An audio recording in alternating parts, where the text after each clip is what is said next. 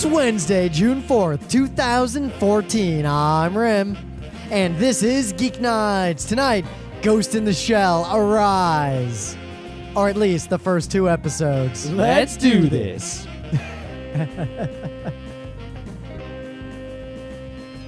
So we got to see Takashi Murakami's jellyfish eyes.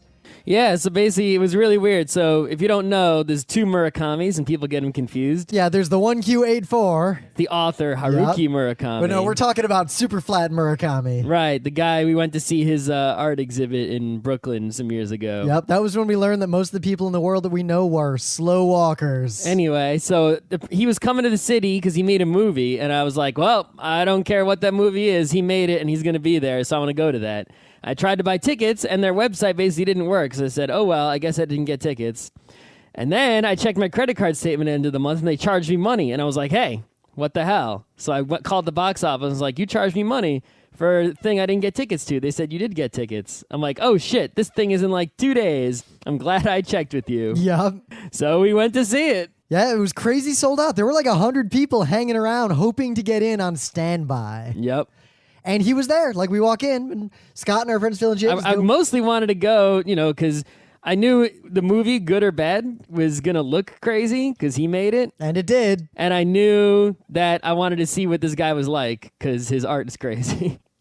So we're not going to do too much of an in-depth review just because, a movie like this, just go see it. Well, how are you going to see it? I'm sure there will be a way to see it at some point. It's going to be a while before Yeah. you have a chance to see it. I mean, I don't think it's on the internet yet. But it is beautiful. I will say that. It is absolutely beautiful the way it's filmed. The compositing's really good except for some of the weird fights at the end.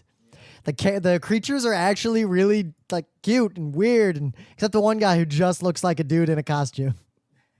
You don't like Luxor? Well, Luxor's size is proportionate to the sadness in the heart of that little girl. Sure. I think Luxor might actually be the best one in my book.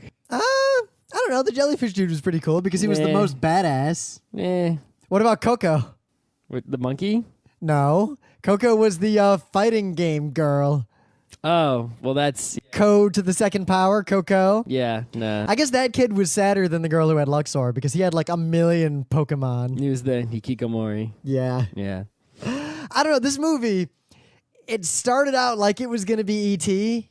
Kid finds a weird thing, hiding it from his parents, but then it immediately turns into Pokemon. And then it turns into Godzilla. Yep, pretty much. And the good things I can say about it, it was beautiful and weird, and I actually was surprised by it at a number of points. The bad things I can say about it, the child actors were kind of bad. The story was pretty dumb in the end. It is like a typical live-action Japanese kids movie. Yep. It reminded me a lot of actually Juvenile. Yeah, pretty similar. Except without the, this also had the Godzilla No one listening to elements. this knows what the fuck Juvenile. Oh my god, Juvenile. We should do a show on that. Yeah. I'd have to watch it again. How'd we even fucking get that? It was on some random tape Yep. in the anime club or some shit. We just saw this VHS tape and it was labeled Juvenile. And we're like, what the fuck is that? It's actually just Japanese ET. Sure. Basically. Yep. But yeah, this thing was just, it has kind of this ham-fisted Fukushima sort of metaphor allegory about you have to have optimism and there's sadness and coming of age, and there's a lot of ideas sort of just mishmashed together into it. So I can't say that it was good, but it was definitely enjoyable. But you got to enjoy some parts of it from the perspective of, why is that cultist so angry? He got what he wanted. None of the other cultists are angry. I guess in other news... There's other news? Not really. There's hardly any news. But I just wanted to remind people, number one, Saga Volume 3 should be out now. Saga. Paperback, right? And two, as of like some days ago, maybe even a week ago, the last episode of Gundam UC Unicorn is out.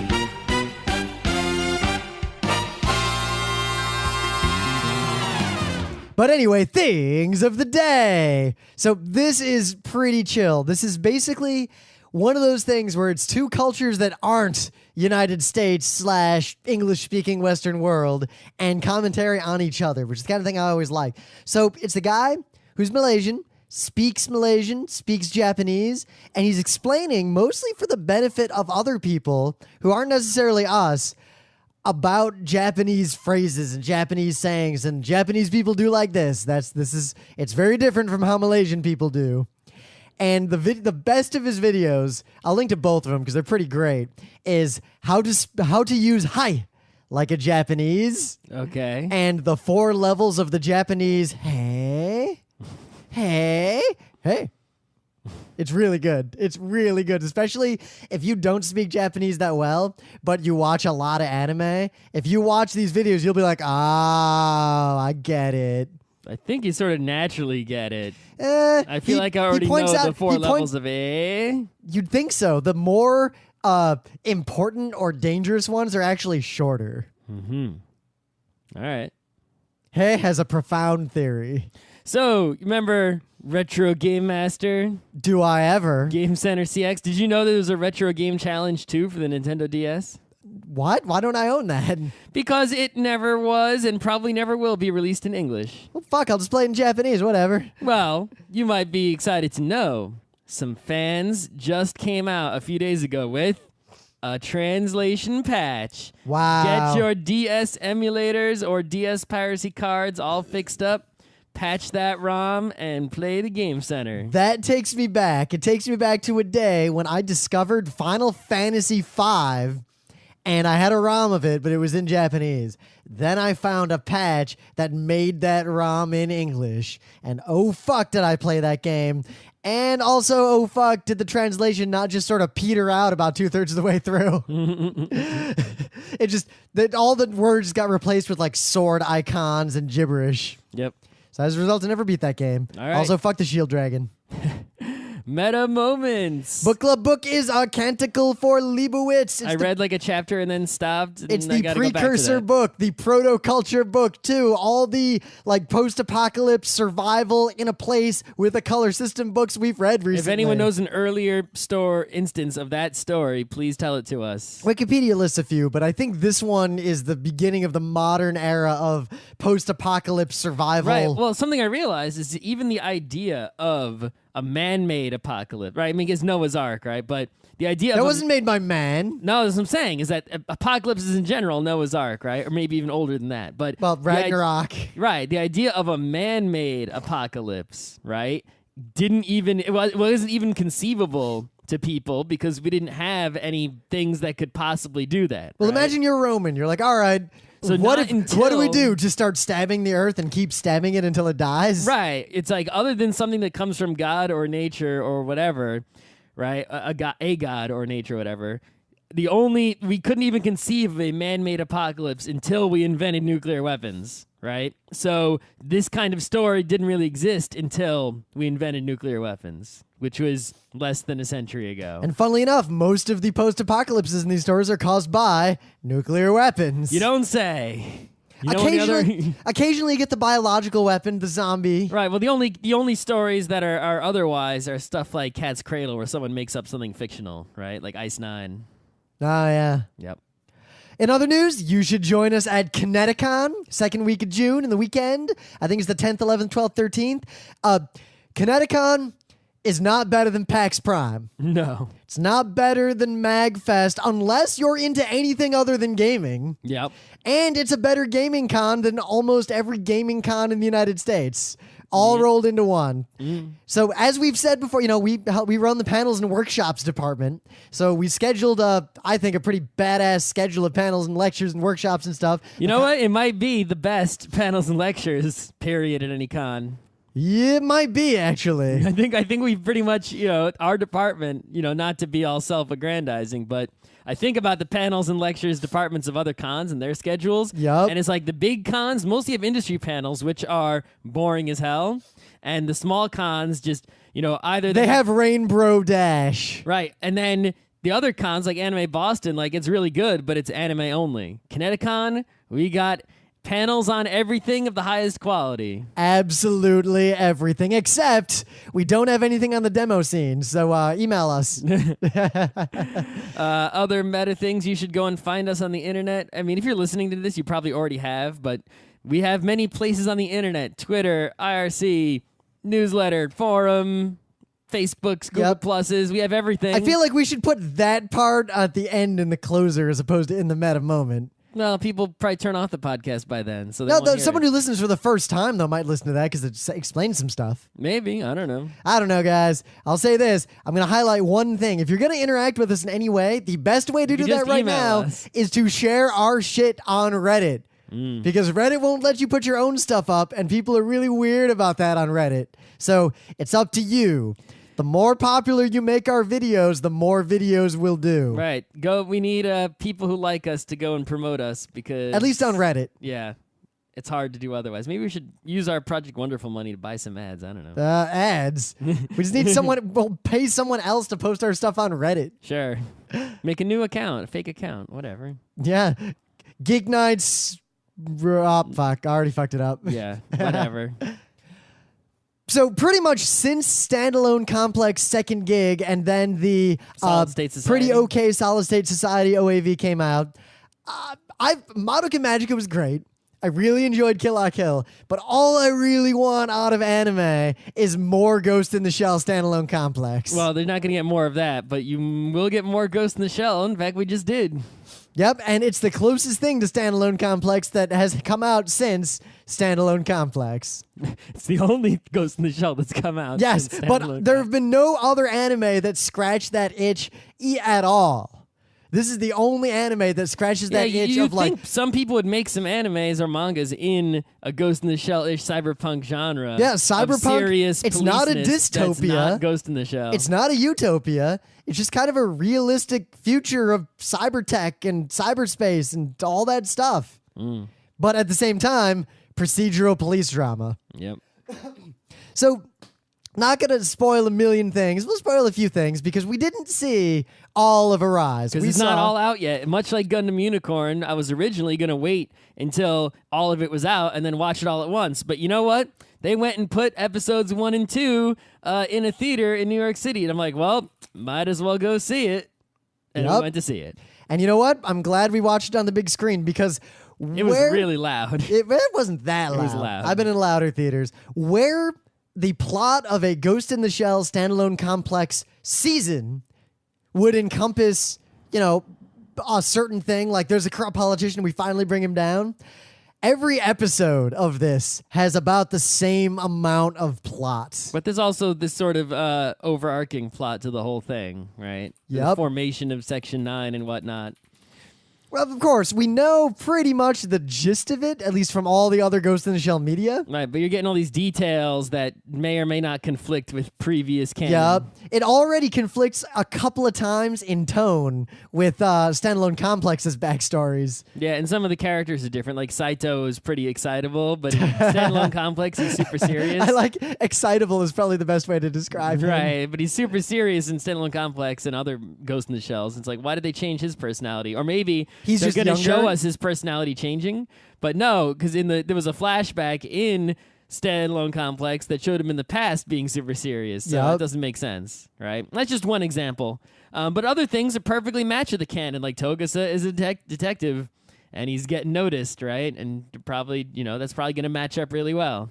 And, Bato's a ranger, and he seems pretty similar, too. Yep. So. But everyone's definitely their younger self. Like, they have more energy. They're surprisingly all kind of snarky with each other. And they all mostly know who each other are. Like, they're all kind of famous or infamous within their various spheres. Right. Well, it's like, say... John Carmack's walking down the road. Most people are not going to know who he is, and if he opens his mouth, people are going to be like, oh, it's Professor Frink, because the way he talks.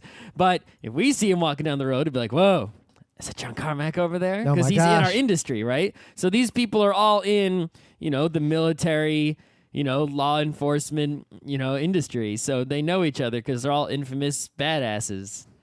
So... the interesting thing, though, is that at least because every episode is pretty much standalone as a movie, even though it kind of reveals the greater world of Ghost in the Shell. Order. You can't just go watch an episode. I wasn't going to say watch them out of order. I'm saying you can watch one episode and be totally satisfied. Yeah, you can do that. You don't need to wait for the next episode to come out. There are no cliffhangers yet. There's no cliffhangers, right? Each one is like a whole movie's worth, right? It resolves. So... there isn't like, well, continued in the next episode or anything like that. So if you're a fan of Standalone Complex, like the previous sets of Ghost in the Shell, what I would say is primarily different is that the world is much freer with crazy military technology. I don't know if that's to a greater point, like society's still a little lawless, or there's still a lot of military hardware hanging around after the war. But, I mean, in early episodes, bad guys have, like, military tanks and military shit, and they're just blowing things up. Landmines everywhere. Oh, landmines look like prepubescent girls. Yeah, maybe that could actually be a result of, well, first of all, it's the political situation in the country at the time. Right? They talk a bit about, how things are kind of unstable there. Yep. Well, I mean, the military is getting reorganized, which is like the backdrop for everything. Right. Like, every military group is basically trying to protect itself.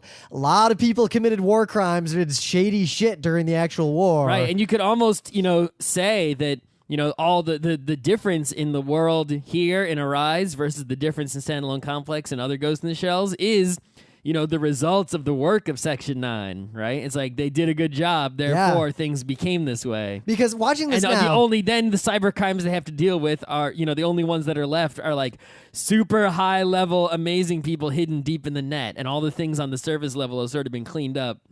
By the Major and team. Yeah, but it's interesting how pointed all of that is. Like, the backdrop really fits with the way this show is working. Violence is the answer much more readily, and the plots are actually pretty straightforward because everyone's corrupt.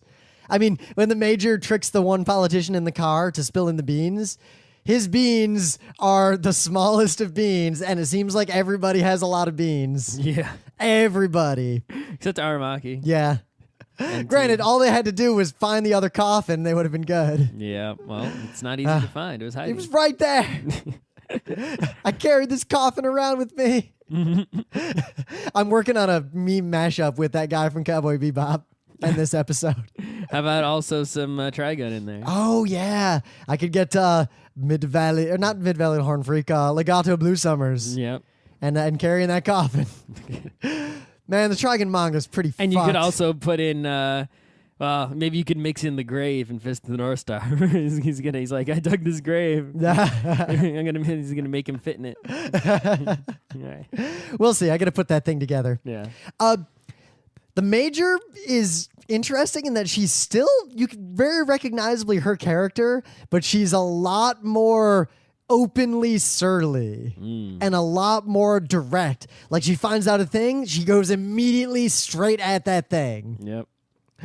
Also, she gets hacked. Like, she's not 100% yet. She's not the goddess of hacking yet. Yeah, well, the body that she has here is not, the body that she has for, I guess, the cyborg body that she has for most of the Ghost in the Shell Not the story. crazy military body. Right. It's not like she doesn't have the guns coming out of her arms and shit or anything like that, right?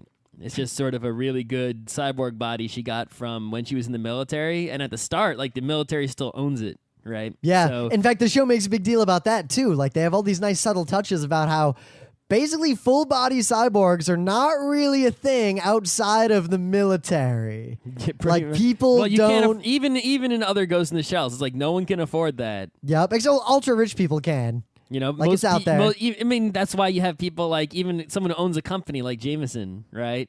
He's in a little tiny box because... Well, he prefers that body. I'm just saying, but that's the why, and even if they do have a full-body cyborg, they don't have a good one. It's not like the fact that the Major's... That's true through all Ghost in the Shell, right? That she basically always has like the best possible cyborg body that's a full cyborg body. No one could even tell. They'd be like, whoa, that's a full cyborg body. Holy shit. Right? Because most full cyborg bodies are really crappy. But as a result, we get this interesting thing that actually fits with the old shows where they're really worried about personal freedom and personal latitude and the ability to fight for what they want and whatever and not being beholden to anyone except by, consent. And, control by being hacked because you're a computer. But in this one, there's all these characters want something and can't go after it because they work within an organization that's hobbled by bureaucracy. And basically the story of Ghost in the Shell is as it's always been. All the people who want justice and who are smart band together to semi-legally pursue justice and do that via Batman. Cyber Batman. Yes, that is the plot of Ghost in the Shell, but with Arise, it is open. It is out there. That is what they are doing 100%. Yep. The show is also ultra action.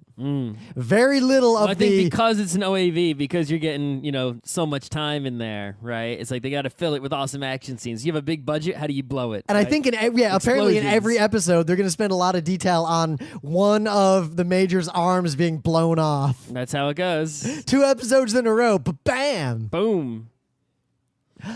But everyone's bodies get injured a lot. But when you have cyborg bodies, that's something you can do that you couldn't do otherwise. True, but in Standalone Complex, when someone needs to replace a part of their body, that's a big goddamn deal. And it kind of hobbles them for a while. And in this OAV, they pretty much are immediately fine. Yeah.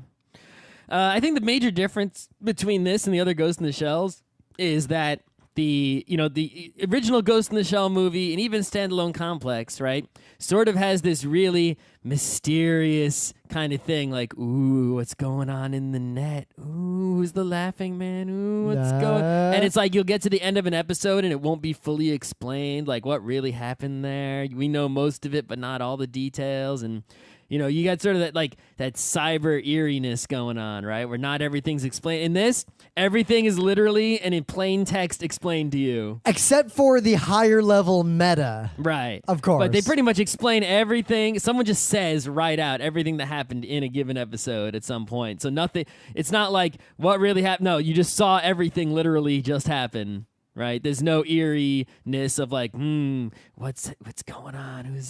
What's that guy up to? There's no mystery whatsoever. Yep. And coupled with the fact that there's no mystery, it doesn't There's no terrible secret of space either. Well, other than the ones we already know about from other Ghosts in the Shells, or the Sure. sort of open questions of what is going to happen in the future with this society. There's also very little that you can see foreshadowing of things in other Ghost in the Shells, right? It's like, okay, so there's these Logicomas, clearly they're Tachikoma precursors. Yep. But it's only really blatant stuff like that. There's nothing else sort of hinting at the Laughing Man or the Puppeteer or anything coming down the line. Yeah, there's a little bit of reference to the Puppeteer with a certain spy. I didn't notice any. The AI? Oh, maybe a little bit. Yeah. Maybe. Yeah. I don't know. That was definitely, but notice how that was inconceivable to them at that point. Sure. Oh. Yeah.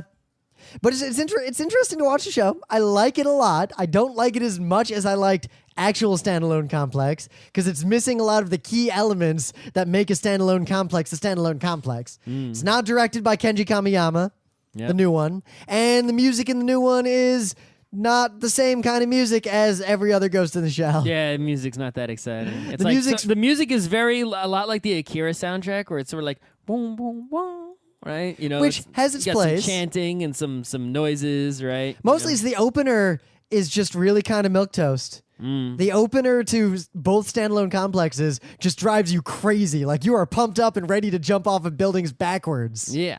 But then you watch this opener and you're like, can we just cyber butt in pass someone's face? this opener and get back to the fighting and the show? Yep. Really like to get back to that. So I don't know much about the guy who directs this new one. I haven't really done much research on this yet because we're gonna do a real review after we see the whole thing. Sure. I mean, if we reviewed Standalone Complex after a couple episodes, it's just a completely standalone procedural police drama. Yep. Which is awesome. Also, another seat, right? Stuff happens. So who knows? Maybe the next episode will say to be continued or something like that. You don't know. Yeah, we don't know at all. Right. But yeah, I mean, if you like Ghost in the Shell, you'll still like this and want to watch it after you've watched all the other Ghost in the Shells. Yep, but now I really just want to go back and watch Standalone Complex. Sure. I have this real urge to just watch. In fact, I watched an episode. Most of it's on YouTube for free legally, as far as I can tell. No, how about that? Yeah. Okay.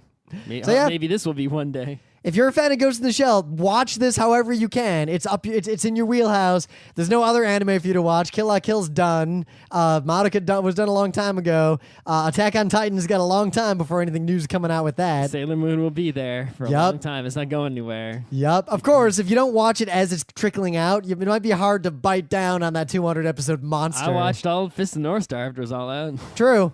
And then there's the new Sailor Moon, which that I'm going to watch like as it comes out. Yeah, probably.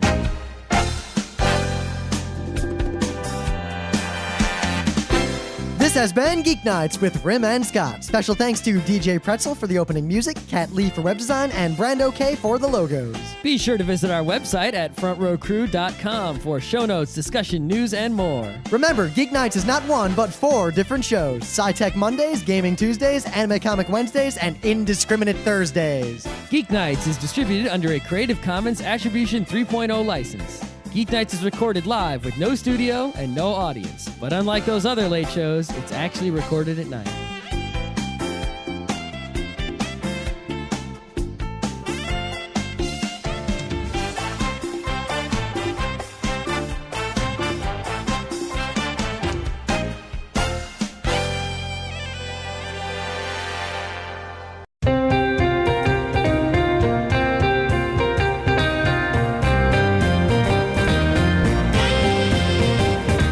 It's Wednesday, June 4th, 2014. I'm Rim, and this is Geeknights. Tonight, Ghost in the Shell, Arise.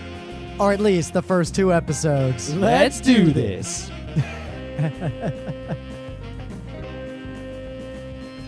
So we got to see Takashi Murakami's jellyfish eyes. Yeah, so basically it was really weird. So if you don't know, there's 2 Murakamis and people get them confused. Yeah, there's the 1Q84. The author, Haruki Murakami. But no, we're talking about super flat Murakami. Right, the guy we went to see his art exhibit in Brooklyn some years ago. Yep, that was when we learned that most of the people in the world that we know were slow walkers. Anyway, so he was coming to the city because he made a movie, and I was like, well, I don't... Before you have a chance to see it. I mean, I don't think it's on the internet yet. But it is beautiful. I will say that. It is absolutely beautiful the way it's filmed. The compositing's really good except for some of the weird fights at the end. The creatures are actually really like cute and weird, and except the one guy who just looks like a dude in a costume. You don't like Luxor? Well, Luxor's size is proportionate to the sadness in the heart of that little girl. Sure. I think Luxor might actually be the best one in my book. I don't know. The jellyfish dude was pretty cool because he was the most badass. What about Coco? With the monkey? No. Coco was the fighting game girl. Oh, well that's... Code to the second power, Coco. Yeah, nah. I guess that kid was sadder than the girl who had Luxor because he had like 1 million Pokemon. He was the Hikikomori. Yeah. Yeah. I don't know. This movie, it's... I don't care what that movie is. He made it and he's going to be there, so I want to go to that. I tried to buy tickets, and their website basically didn't work. So I said, oh, well, I guess I didn't get tickets. And then I checked my credit card statement at the end of the month, and they charged me money. And I was like, hey, what the hell? So I called the box office and was like, you charged me money for a thing I didn't get tickets to. They said you did get tickets. I'm like, oh, shit, this thing is in like 2 days. I'm glad I checked with you. Yep. So we went to see it. Yeah, it was crazy sold out. There were like 100 people hanging around hoping to get in on standby. Yep. And he was there. Like, we walk in, and Scott and our friends Phil and James. I mostly wanted to go, because I knew the movie, good or bad, was going to look crazy because he made it. And it did. And I knew that I wanted to see what this guy was like because his art is crazy. So we're not going to do too much of an in-depth review just because, a movie like this, just go see it. Well, how are you going to see it? I'm sure there will be a way to see it at some point. It's going to be a while. It's actually just Japanese ET. Sure. Basically. Yep.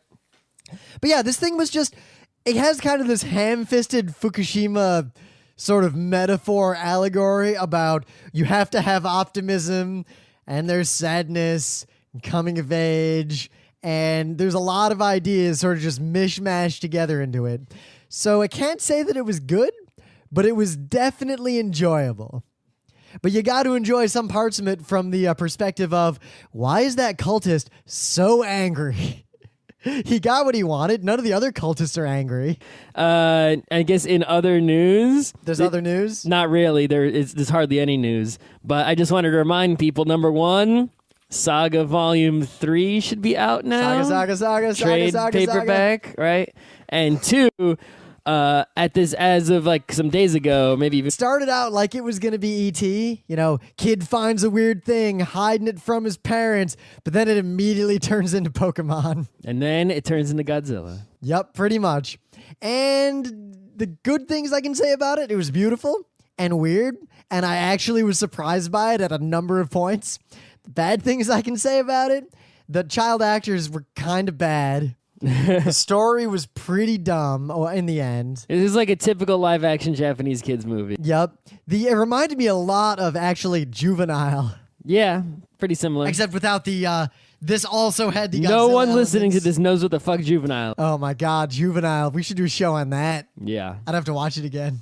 How'd we even fucking get that? It was on some random tape. Yep. In the anime club or some shit. We just saw this VHS tape and it was labeled Juvenile. And we're like, what the fuck is that?